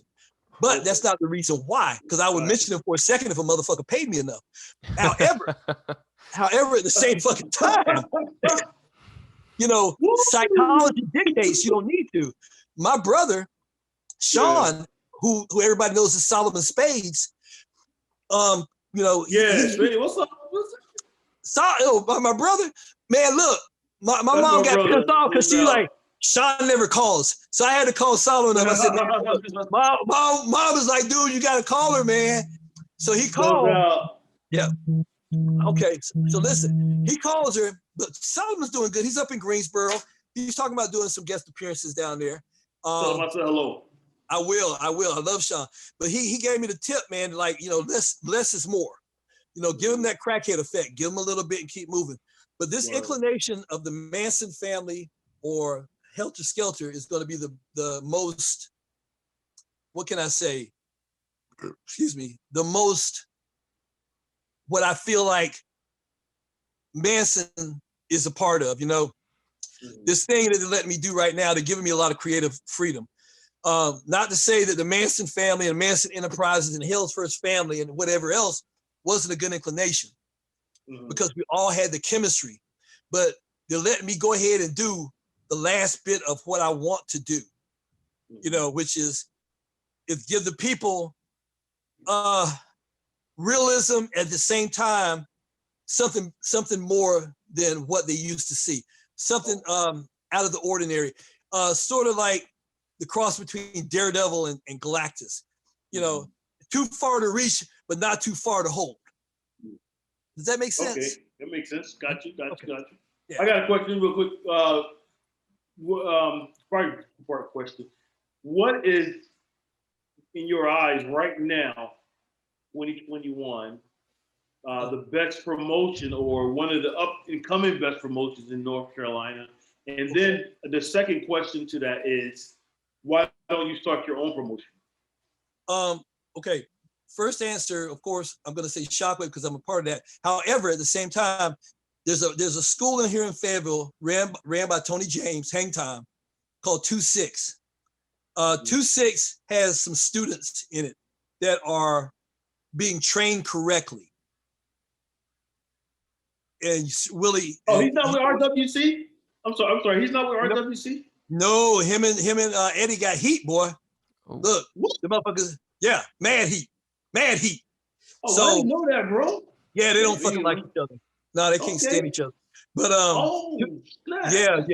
So you heard it first. Podcast. I didn't know that. I swear to God, I didn't know that. I saw Tony at a show. Tony said, "Hey man, I dropped a lot of weight. I dropped unwanted weight." I was like, "Okay." But yeah, they don't fuck with each other no more. And Tony's got his own school. And I went out to his school a couple times, and his students are very prime future Monday, Wednesday, and Thursday night or Friday night talent. Devin Worthy is one that I really want to mention. He looks like Jesus Christ, and he wrestles like the devil. But the best promotion I think out right now that's going to be up and coming, that nobody really is people are sleeping on, is Shockwave. Shockwave just they redid their canvas, they redid their turnbuckles. The building is secure and solid. They practice safe practices when it comes to COVID. Where they did a return show, they had over 100 people come in less than fucking 30 minutes. So, and I'm proud to be a part of that. The second part, what was the second part? As far start your own. Why don't you start your own promotion? Because I don't need that kind of. I don't. Don't put that evil on me, Ricky Bobby. Don't put that evil on me, Ricky Bobby.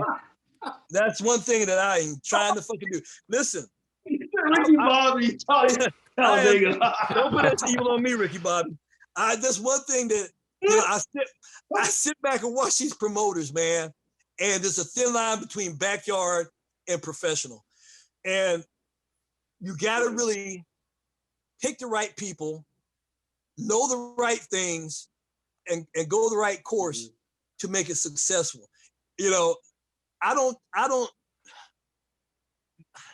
I might talk shit about some promoters, and the only reason I do talk shit about them is because I see things that are simple that can be fixed, and they don't, because they're too fucking lazy and sorry. But I also see promoters out there that are doing the best they fucking can, but under the circumstances of the pandemic and finances, it's not that easy. Power Pro is a big fucking deal. I mean, we had every fucking thing right there. And when I left, I don't know what happened, but something went wrong. God bless him. I don't know. But I watched Jimbo lose sleep. I watched Tracy lose sleep. Man. I watched Jeff Patton lose sleep. I watched Tony James lose sleep. I watched all these promoters, and Donnie Brower. I didn't see him lose sleep because he lives up there in New Jersey. But trust me, when he comes at me, and I can feel the frustration in his voice every time he walks in that locker room and starts doing that locker room talk. Got you. I'm gonna tell you my biggest fear is at the end of the night having to tell the motherfucker I can give you $10 and all the hot dogs you can eat. Because that right there. That's true. Yeah. I get what you're saying. You got me? That's the fear I got. And it ain't because I'm a pussy, it's just because I'm smart. Running a promotion is not just because you have a ring, don't mean you're a promoter. Yeah. Okay. There you go. Just because you know a motherfucker with a building, don't make you a promoter. That's good. That's true. There's a whole different mindset. And then you're gonna try to work and be a promoter too? Yeah, please, no. Yeah. That I don't get with. I don't like that. If you're a promoter, even if I'm wrestling, even if I promote my own shows, I'm not wrestling on that show. Hell no. I got too many other things to do to worry about. Word, you know what I mean? And my money is the number one thing I got to worry about. Is who's at the door collecting my money. Word. Yeah, that's my part, man. See, that's what I'm talking about. Look, if I became a promoter, it'd be the Sopranos all over again. And I have to have you come down here from Philly. Be Paulie Walnuts. You'd have to be Paulie Walnuts down here from Philly. Like, yo, Will, see what's wrong with these motherfuckers, son? Yeah. You know what I'm saying? Man. I couldn't do it, man. I don't have the, especially at my age right now, man. I just don't need that kind of bullshit in my life. And like I said, Frankie Fontaine, he hits me up every day. He texts. He's my promoter, and he hits me up every day. How you doing? You okay? He treats me like talent. He treats me like, respect. And I would want to be that kind of promoter. I'd want to be that kind of person to check on his talent every day. God knows if he hits me up, who all else on the card that he hits up, or whoever else is a part of the locker room he hits up. That's respect, and that's the way you have to look out for your talent, because he's always saying, "Hey, dude, are you happy with what's going on? Are you this okay with you?" Blah blah blah blah. And I'm just like, dude, I'm good. I'm good, thank you. Hey, I just want to make sure you're okay, bruh. That is something that people sleep on and don't appreciate how the talent is. When you got talent, like the talent that out, God knows, Joe Dance, his little brother, look, man, I'm gonna tell you, Them motherfuckers down there, they're not playing around. Hey, AC, chill. They're not playing around. AC, contact these people, son. They don't fuck around. Shockwave is a hot promotion with hot, talented stars. Where's that? Is that at the beach? That's at the coast. New Bern. Yeah, New Bern. New Bern. Yeah. I remember that. Yeah. Man, the motherfuckers sleeping, man. They sleeping on them. Bruh, I'm gonna tell you, they got big things coming up. Yeah. Big things coming up. Big crowds. Merchandise. The merchandise is gonna be off the chain. Everything from cigarette lighters to t-shirts to every fucking thing in there. Food trucks, vendors. You know, they're gonna have all that out there. I mean, it's gonna be like, jeez. And then UPWA, when that starts back up down there in Wilmington, brand new building. Big time stuff. Donald Brower, man. Look, he's proven. He's had Sonny Kiss on his car. Janetta. Man, look. You know, he was the future stars. What's her name? Nyla Rose. I saw that's where I met Nyla. Yeah. They started at UPWA, man. They come down here. She's at AEW now. Mm-hmm. Yeah, I recognize that name. That's crazy. I've known Nyla for years. I've known Sonny Kiss for years. Two great people on AEW. Wow. Started in UPWA. Dax Harwood started in UPWA. Well, he didn't start there, but he was there. Now he's on Wednesday nights. Look, Gunner, you know, that motherfucker. Yeah. I really don't care that much for. Yeah. Racist son of a bitch. I know, right? I thought when I worked with him down in South Carolina, he was cool and shit. That's all I can say. You know what I mean? I don't know what happened, but just like we're going to turn the page here, but just like a lot of other wrestlers, you know, ever since this Donald Trump shit came out, you know what I mean? Right. It's really, actually, I'm not going to blame it on Donald Trump. When Obama became president, that's when things started to turn. People don't realize that. But Donald Trump made that shit, he blasted it. He put that shit on blast. And so a lot of the wrestlers that you were really thought you were good friends with or cool with, you know, they really supported that idea, which is fine. You can support that idea. That's good. You know what I mean? But just know that that's not the norm, man. We ain't going back to the slavery days. You know, those days is over. Mm-hmm. You know what I mean? So how you gonna tell a motherfucker you don't know how good you got it? Motherfucker, fuck you. Yeah, you don't know how good you got it. We ain't Planet of the Apes. Exactly. We could be Planet of the Apes. Motherfucker. I asked the question. I said, what more do you motherfuckers want? What more do you want? You already got everything. What do you want? What else do you want? So my answer to that question is, you want us to go back to slavery. That's basically what you want. Exactly. That's why you stormed the Capitol, because you really want us to go back to slavery. You don't really like the idea of us being in this so-called democracy that you guys have set up, you know what I mean, which is really white supremacist democracy after today, what happened, you know, but that shit ain't happening. We ain't going back to that, you know what I mean? Sure and so wrestlers, man, you know, some of those guys you thought they were cool have now you saw their true colors. I've seen their true colors, and I'm like, yo, fuck you, you know what I mean? Yeah, and you're exactly right, Chill. I mean, you know what? We sat back and you know, everybody's true colors came out. So we started dropping friends off Facebook. That was the biggest thing. Dropping friends. Hey, guess what? Listen, I can tell you something right now. And I keep bringing his name up. Me and Tracy Gilbert can disagree. We don't agree on shit comes politically when it comes to politics. Nothing. Right. But at the end of the day, I know his beliefs don't include my demise in my race or anything that's going to hurt me as a race of people. That's good. Mm-hmm. That's good. His beliefs are his beliefs, but they don't infringe on my being black in America. Mm-hmm. Right. And that's where we draw the line. Mm-hmm. And I can call him, we can go back and forth on Facebook, and at the end of the fucking conversation, I love you, bro. I love you too. Tell the family hi. And that's it. And call him up on the phone. Bro, we good? Of course we good. We don't even have to do that shit no more. Yeah. You know?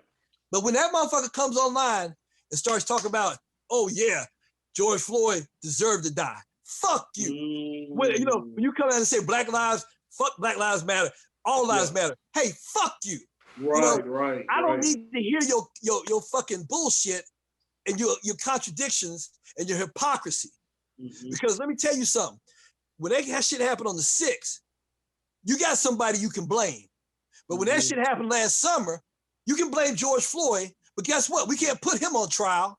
We can't impeach him because he's fucking dead. There's a goddamn reason we did that shit last summer. It was because somebody was killed. Y'all did this shit because y'all was butthurt because you lost the goddamn election. Exactly.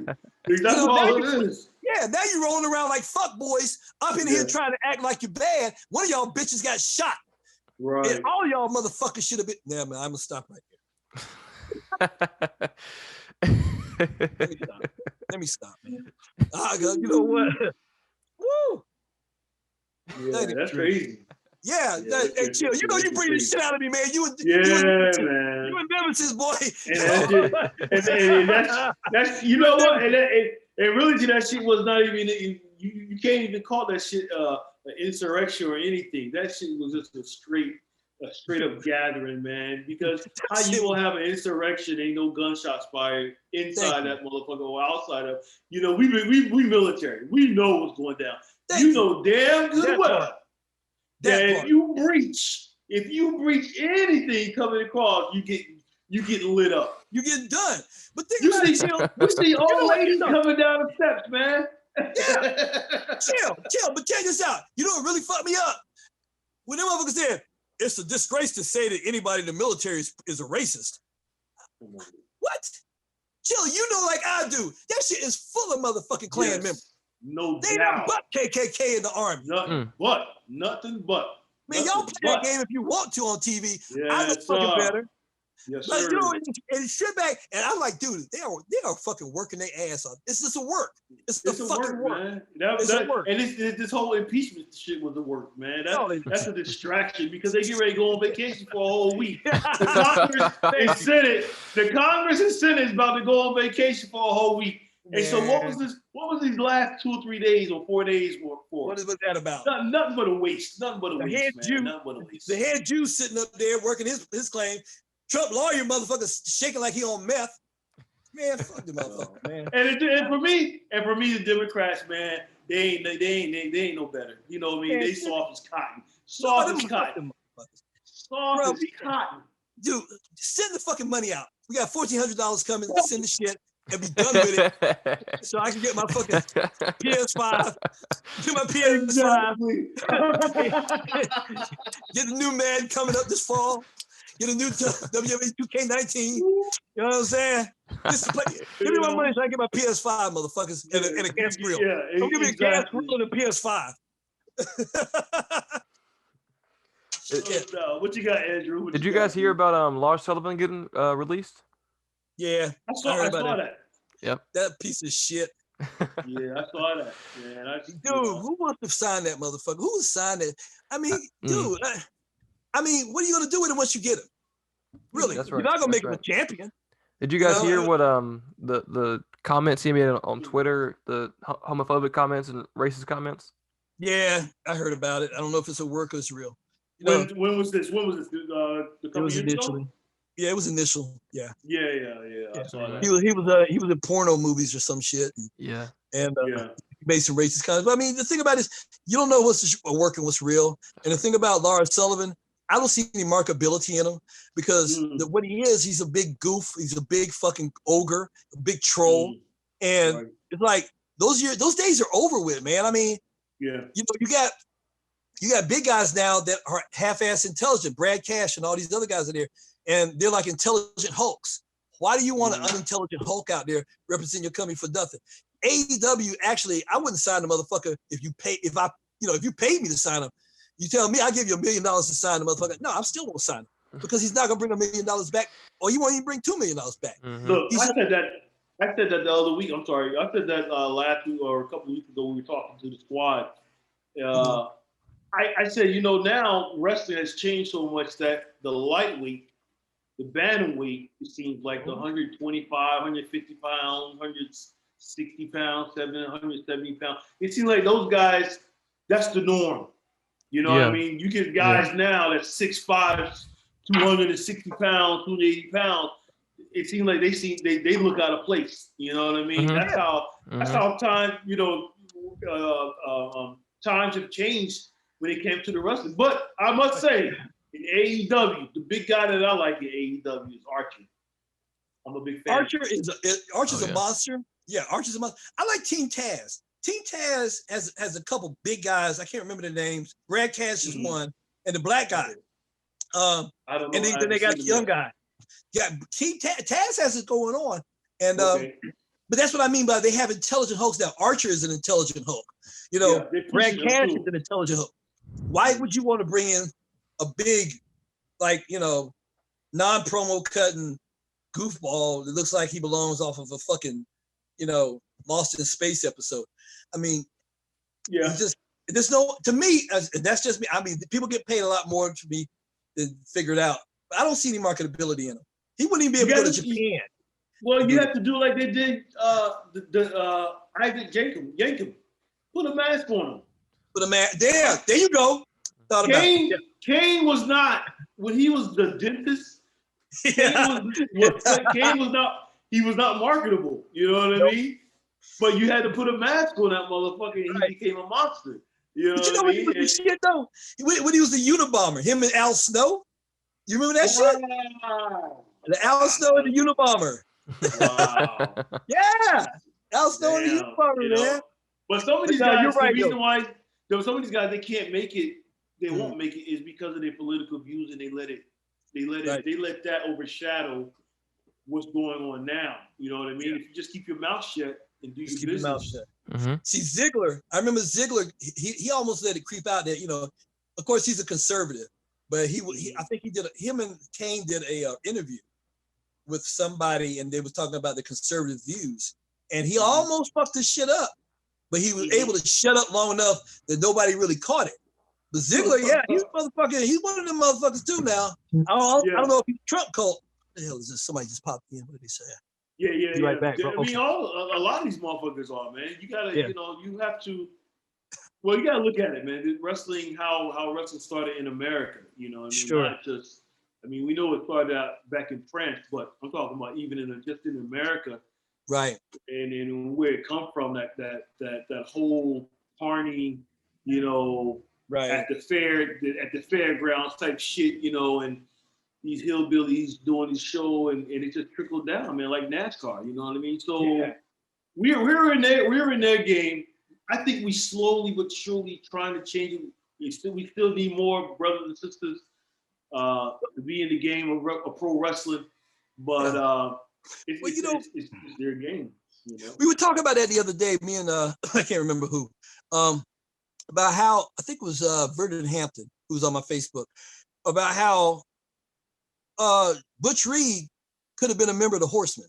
I remember watching the Horsemen. Oh, I heard about that. Yeah, and J.J. Dillon actually was managing Butch Reed the same way he was managing the Horsemen. And I remember watching it on Saturday, and I'm getting excited. I'm like, oh shit, Butch Reed's gonna be a horseman. A black horseman. Yes, that shows there's no racism. That was always my first thought. Okay, if you accept him, there's no racism. Mm-hmm. And when he was never a member, I was extremely disappointed. I'm like, wow, you know. So even still to that point, only person that had fucking street cred was Ric Flair. Right. But everything less, I was like, well, damn, there had to be a reason Butch Reed didn't make it into a horseman. So I guess, and that's before I knew about booking in front offices and all that bullshit. So I'm like, well, maybe maybe J.J. Dillon, all the motherfuckers racist. Anyway, but that was just my thought process at the time.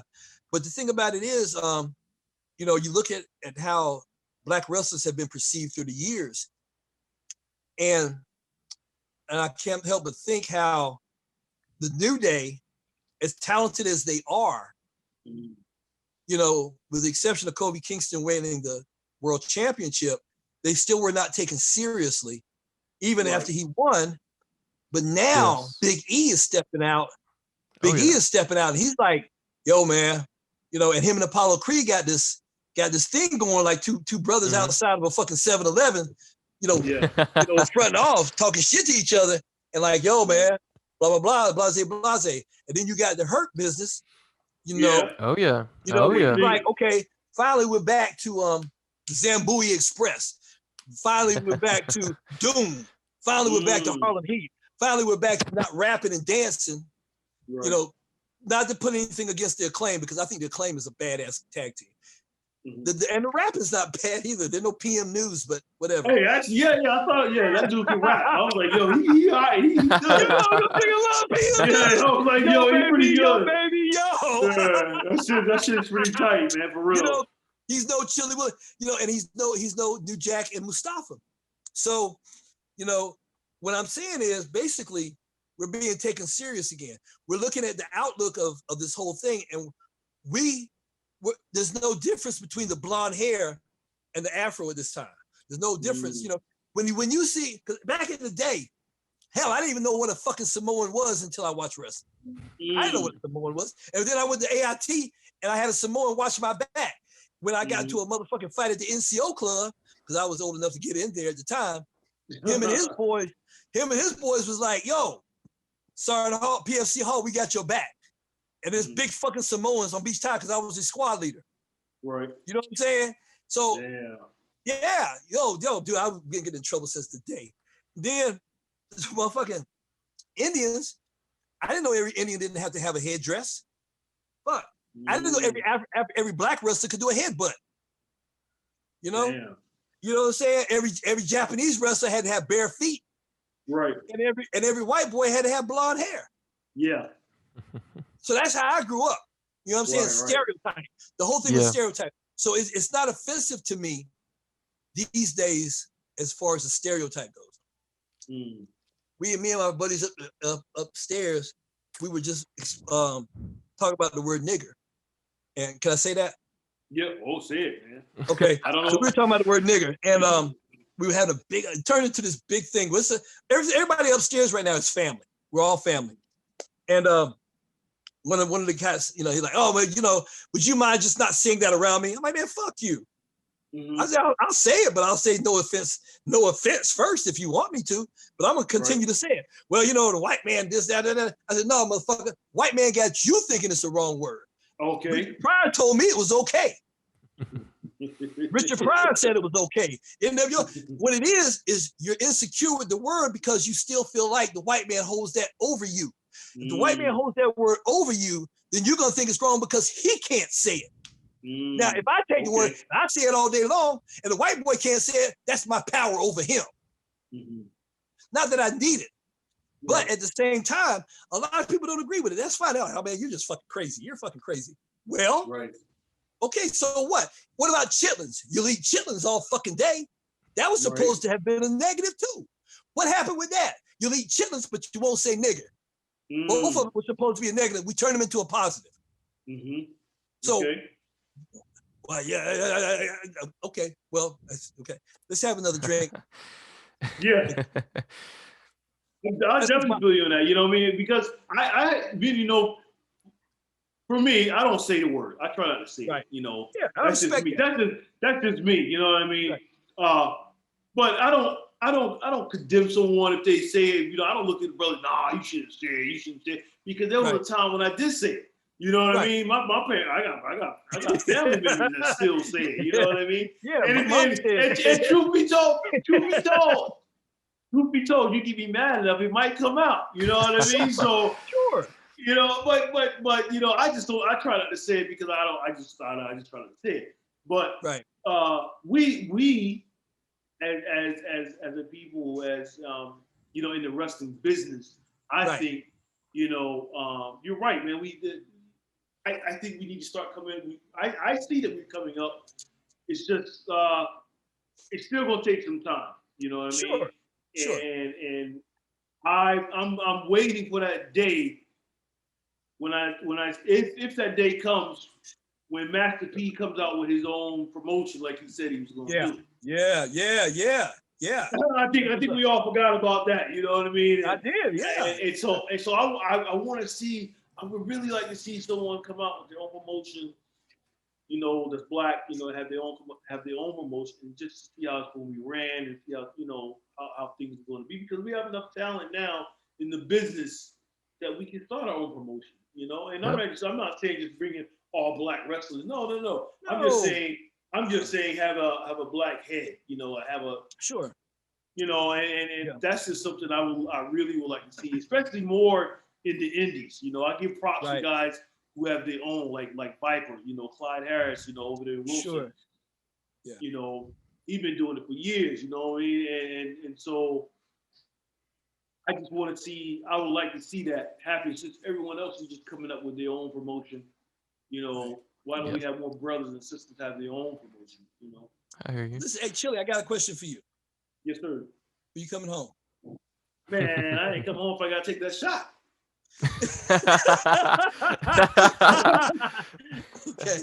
All right, man. Listen, I want and from what I hear right now, for me to get on the airplane, I gotta take that shot, and I'm not doing that. Take the shot.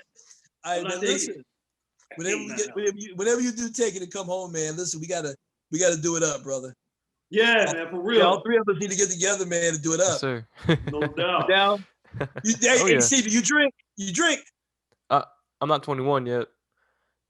You ain't 21 yet? No. Get the fuck out of here. You know that? Damn. Wow. Okay. And you put it out there. Okay. Well, I guess that kills that. You could have kayfabed the hell out of that shit, but you damn sure can't do it now. Shit. We could have kayfabed that and got you over, fam. I ain't lying. We could have got you a 40 ounce or something. Yeah. Yeah. You're all living the AC. Hey, get you some Gorilla Glue and put your mustache on. Oh my God. Hey, man. Okay, so what's happening now, bro? I gotta get ready to head upstairs, man. Yeah, man. About to call it a night. Yes, sir. I want to ask you one last thing, Moses. You were talking about your demons in the past, and I want to know your advice to somebody if they're going through that point in their life. It was a good send off.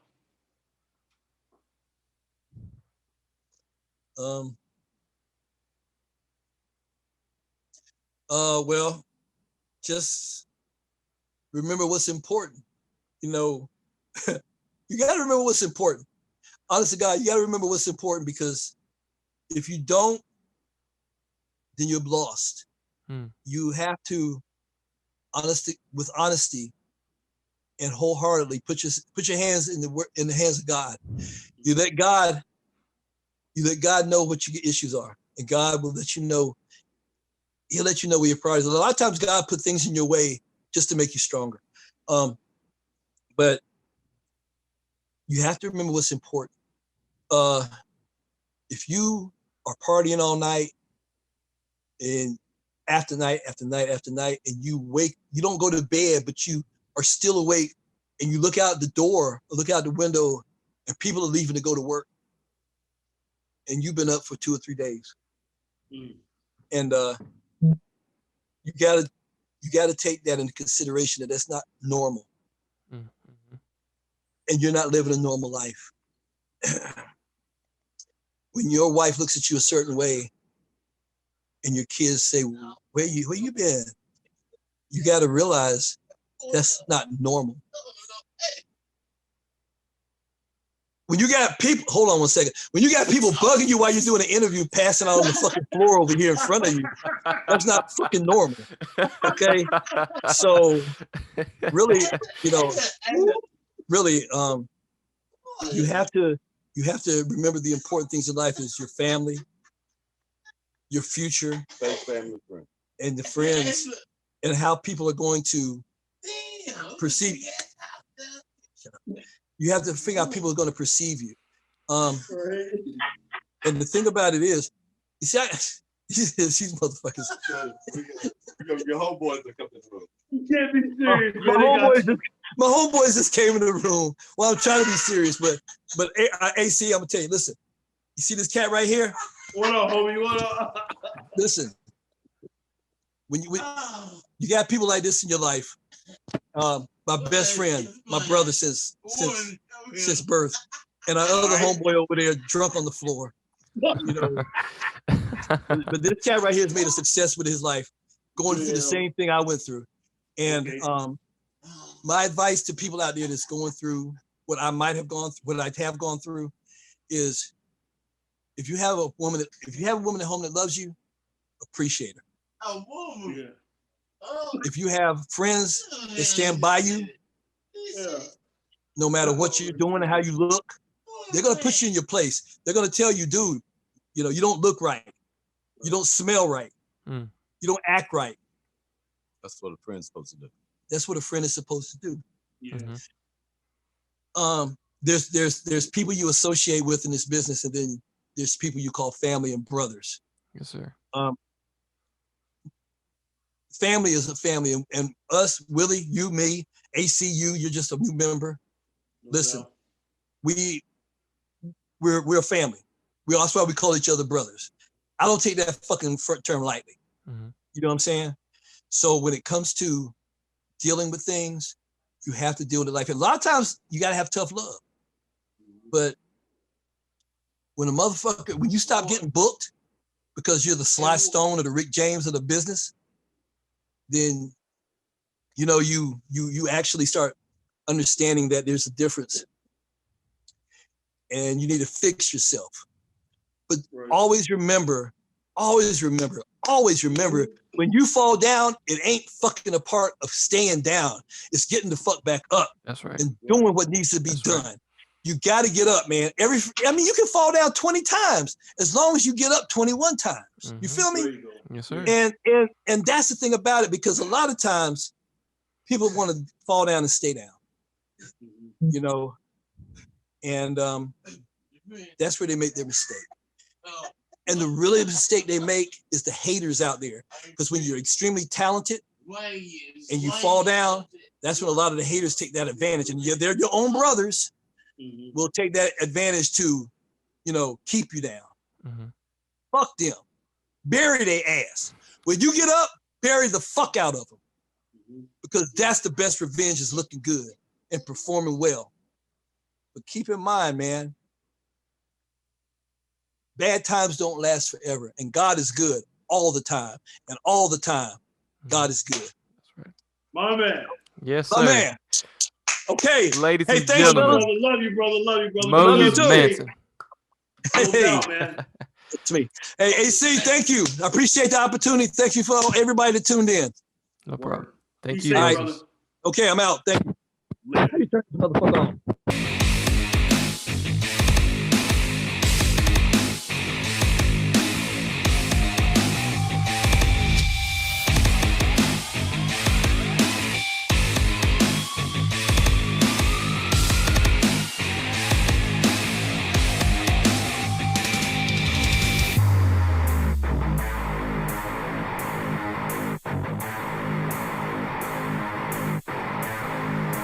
Sound is on the beat.